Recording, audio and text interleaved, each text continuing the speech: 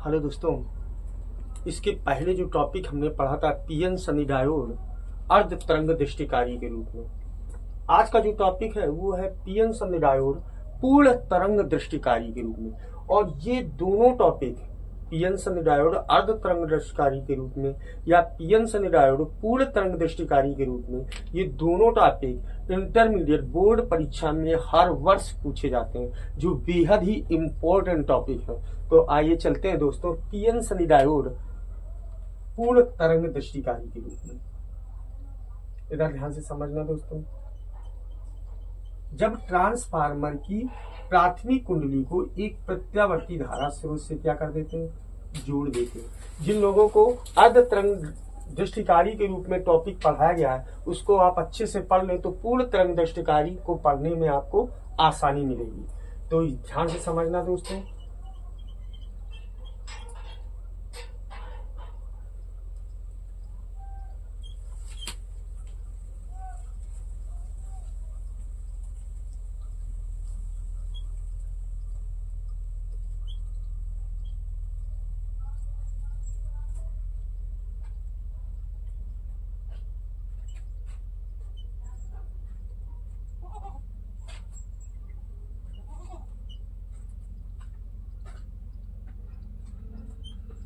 ध्यान से समझना दोस्तों। ये पीएन सनी डायोड D1 है और ये D2 है। ये लेड प्रतिरोध RL है, ये C है, ये D है और ये कुंडली का मध्य बिंदु T है और यहाँ जो उभयनिष्ठ बिंदु M है। ये क्या है, ये है निवेशी वोल्टेज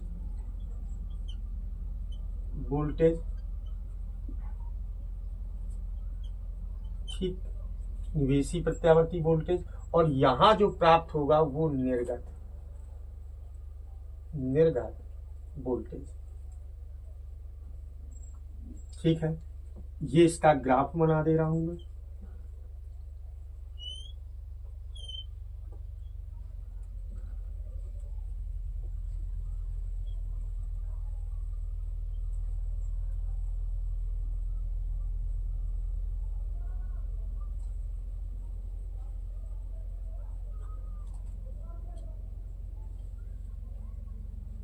ठीक है, इतनी बात समझ में आ गई।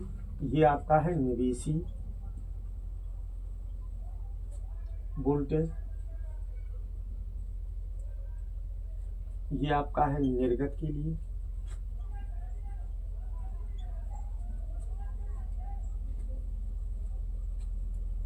जहां 0 T/2 T। ध्यान से समझना दोस्तों। आज का जो टॉपिक है वो है पीएन सनी डायोड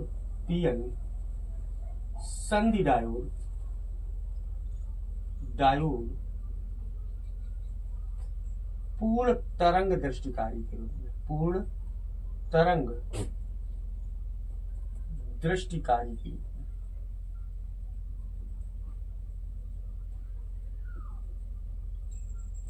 रूप में। ये वेरी इंपॉर्टेंट है और कई बार लगातार पूछा जाता है पीएन सनी डायोड पूर्ण तरंग दृष्टिकारी के रूप में। ध्यान से समझना दोस्तों, इधर ध्यान देना। जब ट्रांसफार्मर की प्राथमिक कुंडली को एक प्रत्यावर्ती धारा स्रोत से क्या कर देते हैं, जोड़ देते हैं, तथा ट्रांसफार्मर की द्वितीय कुंडली के ए सिरे और बी सिरा, ट्रांसफार्मर की द्वितीय कुंडली का ए सिरा व बी सिरा, ठीक है, को एक पीएन सनी डायोड, ए सिरे व बी सिरे को एक पीएन सनी डायोड के पी क्षेत्र से जोड़ दिया जाता तथा एन क्षेत्र को, पीएन सनी डायोड के एन क्षेत्र को एक उभयनिष्ठ बिंदु M से जोड़ दिया गया और M को एक चालक तार द्वारा लेड प्रतिरोध RL को जोड़कर कुंडली के मध्य बिंदु से क्या कर दिया गया, संपर्क कर दिया गया या जोड़ दिया गया। इतनी बात समझ में आ रही है। फिर एक बार ध्यान से समझना। जब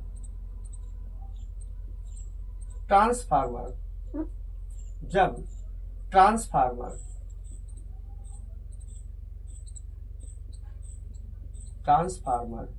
की प्राथमिक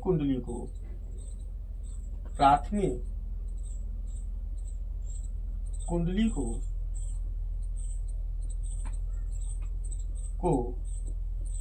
एक प्रत्यावर्ती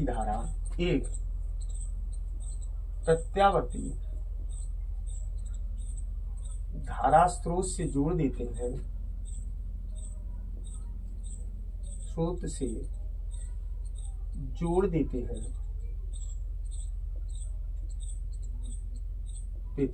इतनी बात समझ में आई, जोड़ देते हैं। तथा द्वितीय कुंडली को द्वितीय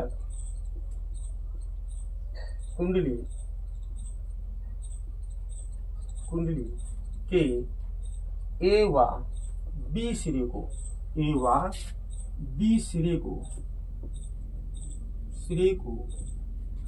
पीएन संधि डायोड, फिर एक बार देखिए, तथा ट्रांसफार्मर की द्वितीय कुंडली के ए व बी सिरे को पीएन संधि डायोड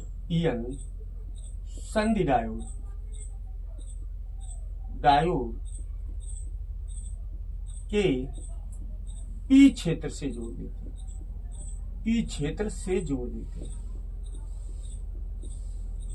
देते हैं।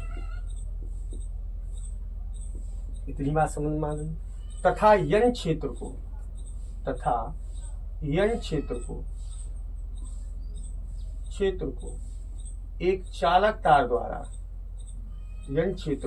एक चालक तार द्वारा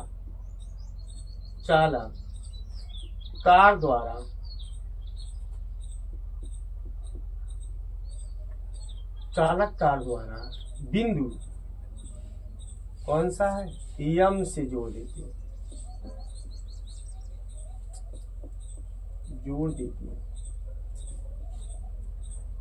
ध्यान से समझना दोस्तों।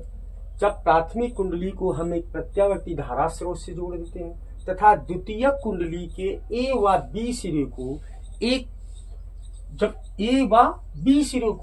पीएन संधि डायोड D1 व D2, चाहे हम पीएन संधि डायोड लिखते हैं, D1 व D2 के यन किस क्षेत्र से, P क्षेत्र से। ये कौन सा क्षेत्र है, P, और ये कौन सा है, P, और इधर वाला है यन, और ये कौन सा क्षेत्र है, यन।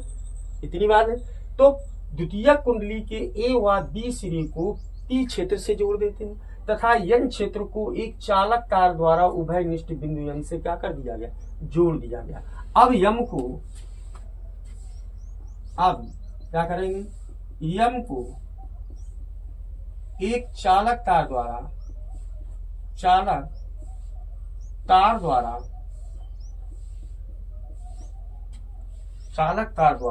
लेड प्रतिरोध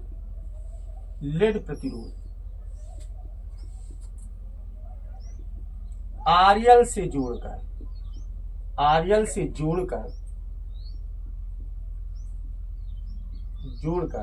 लेड प्रतिरोध आरएल को जोड़ दिया, आरएल को जोड़कर कुंडली के मध्य बिंदु टी से जोड़ देते हैं, जोड़कर कुंडली के केंद्र टी से जोड़ दिया जाता है, टी से जोड़ देते हैं। इतनी बात सबके समझ में आ गई, सभी के। फिर एक बार ध्यान से समझना, जब ट्रांसफार्मर की प्राथमिक कुंडली को हम एक प्रत्यावर्ती धारा स्रोत से जोड़ देते हैं तथा ट्रांसफार्मर की द्वितीय कुंडली के ए व बी सिरे को पीएन संधि डायोड के पी क्षेत्रों से जोड़ देते हैं और यन क्षेत्र को एक उभयनिष्ठ बिंदु यम से जोड़ दिया और यम को लेड प्रतिरोध आरएल से जोड़कर कुंडली के केंद्र टी से क्या कर दिया गया, जोड़ दिया गया। ये आपकी उपकरण तैयार हो गया। अब इसकी क्या होगी, क्रियाविधि। आगे क्या इसका है, क्रियाविधि। तो क्रियाविधि ध्यान से समझना, क्रियाविधि में क्या है ध्यान से समझना। अब आगे टॉपिक आ गया क्रियाविधि।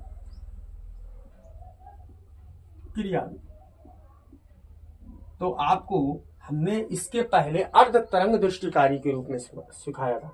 तो ध्यान से समझना दोस्तों, निवेशी प्रत्यावर्ती वोल्टेज, ये निवेशी प्रत्यावर्ती वोल्टेज के पहले आधे चक्र में, ये पहला आधा चक्र जो द्वितीय कुंडली का ए सिरा टी के सापेक्ष धनात्मक तथा बी सिरा टी के सापेक्ष ऋणात्मक होगा। अतः संधि डायोड D1 अग्र अवनत होगा तथा D2 उत्क्रम अवनत होगा। D2 उत्क्रम अवनत होने के कारण इस तरफ धारा प्रवाहित नहीं होगी, जबकि इस तरफ धारा क्या होने लगेगी, प्रवाहित होने लगेगी। तो संधि डायोड में जब इस तरीके D1 संधि डायोड में धारा प्रवाहित होगी, अतः लेड प्रतिरोध RL में धारा C से D की ओर निर्गत होगी। कब? आधे चक्र में। दूसरे आधे चक्र में ध्यान से समझना, दूसरे आधे चक्र में B सिरा T के सापेक्ष धनात्मक होगा। जब B सिरा T के सापेक्ष धनात्मक तथा A सिरा T के सापेक्ष क्या होगा, ऋणात्मक होगा। जब ये ऋणात्मक हो जाएगा तो इसमें धारा प्रवाहित नहीं होगी, जबकि D2 में धारा अग्रमनत हो जाएगा और D2 में धारा क्या होगी, प्रवाहित होगी। तो दूसरे आधे चक्र में ये D1 में इसके कारण प्रवाहित होगी, इसमें D2 के कारण, फिर इसमें D1 के कारण, फिर आगे D2 के कारण। इस तरीके से निर्गत वोल्टेज C से D की ओर हमें क्या होता रहेगा, प्राप्त होगा, और ये पूर्ण तरंग दृष्टिकारी के भांति क्या कर रहा है, कार्य करता है। इतनी बात समझ में आ गई? तो ध्यान से समझना दोस्तों, निवेशी प्रत्यावर्ती वोल्टेज के, निवेशी प्रत्यावर्ती वोल्टेज के पहले आधे चक्र में, के पहले आधे चक्र में, आधे चक्र में ट्रांसफार्मर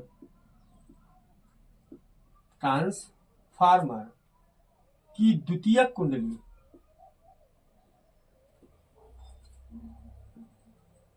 द्वितीयक कुंडली का, ट्रांसफार्मर की द्वितीयक कुंडली का A सिरा T के सापेक्ष, A सिरा T के सापेक्ष धनात्मक व B सिरा T के सापेक्ष ऋणात्मक होगा।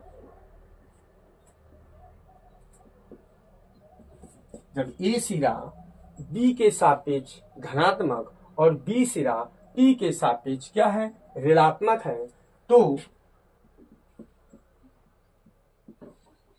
संधि डायोड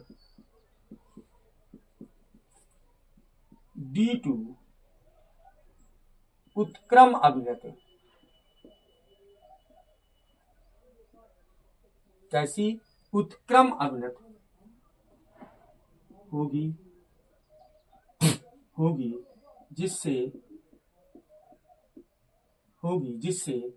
धारा प्रवाहित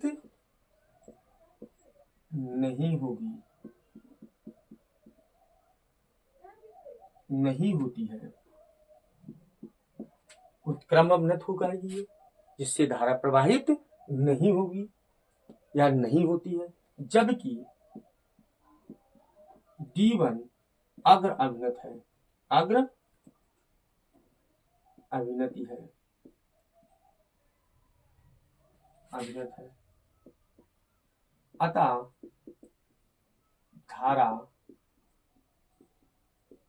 प्रवाहित होगी और लेड प्रतिरोध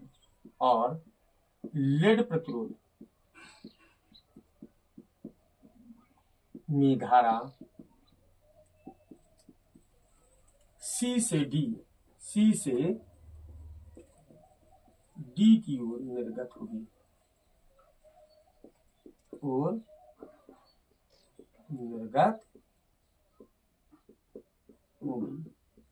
इतनी बात सबके समझ में आ गई।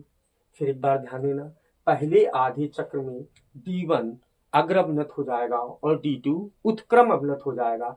अग्र अवनत होने के कारण इसमें धारा प्रवाहित होगी, अतः लेड प्रतिरोध में धारा C से D की ओर निर्गत होगी, तथा D2 उत्क्रम अवनत होने के कारण धारा C से D की ओर निर्गत नहीं होगी। इतनी बात समझ में आ गई। अब आगे आ जाइए, निवेशी प्रत्यावर्ती वोल्टेज के दूसरे आधे चक्र में, ये टॉपिक हो गया। अब यहाँ निवेशी प्रत्यावर्ती वोल्टेज के वोल्टेज के दूसरे आधे चक्र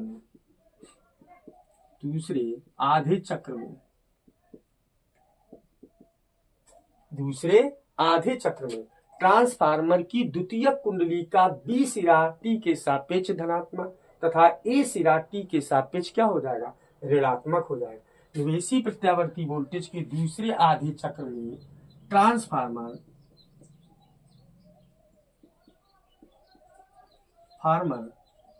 की द्वितीयक कुंडली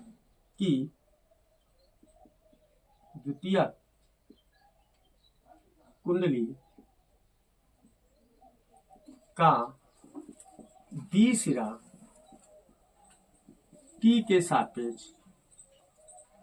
बी सिरा टी के सापेक्ष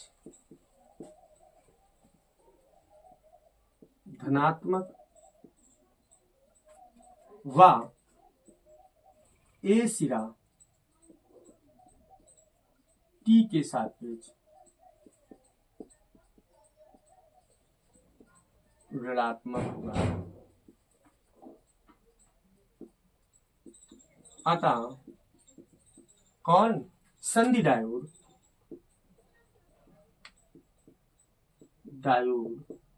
कौन सी D1 उत्क्रम अवनति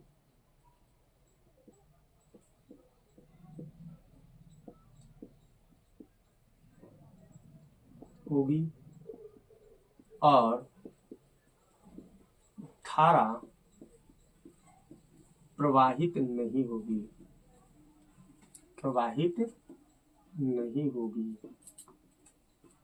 जबकि संधि डायोड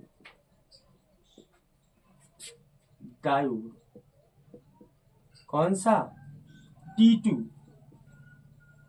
अग्र अभिनत होगा, अग्र अभिनति होगी और परिपथ में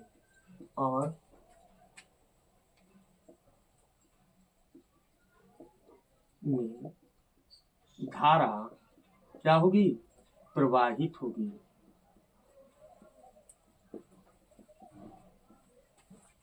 अब इसमें क्या होगा, धारा क्या हो रही है, प्रवाहित हो रही है।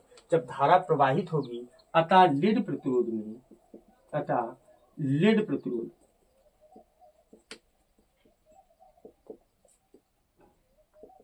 RL में धारा C से D की ओर क्या होगी, निर्गत होगी। धारा C से D की ओर निर्गत होगी। इतनी बात समझ में आ रही।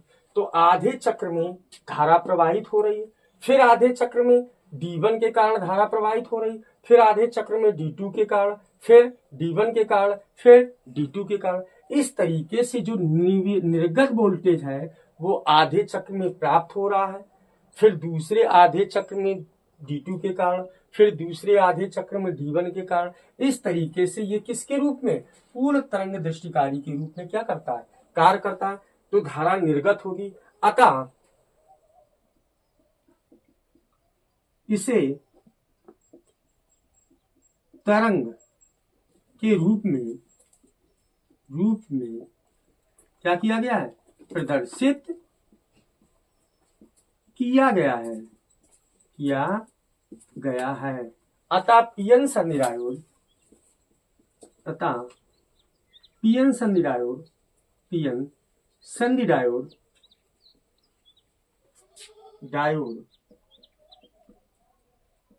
पूर्ण तरंग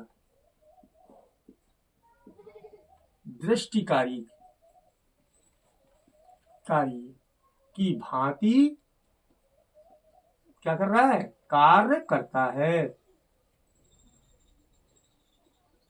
इतनी बात सभी के समझ में आ गई दोस्तों। तो ये जो टॉपिक था वेरी इंपॉर्टेंट टॉपिक है, क्योंकि इस बार हर वर्ष इस टॉपिक से पूर्ण या अर्ध में से 101 पूछा जाता है। तो दोस्तों आपको ये मेरी क्लास अच्छी लगी हो तो मेरे चैनल को लाइक करिए, सब्सक्राइब करिए।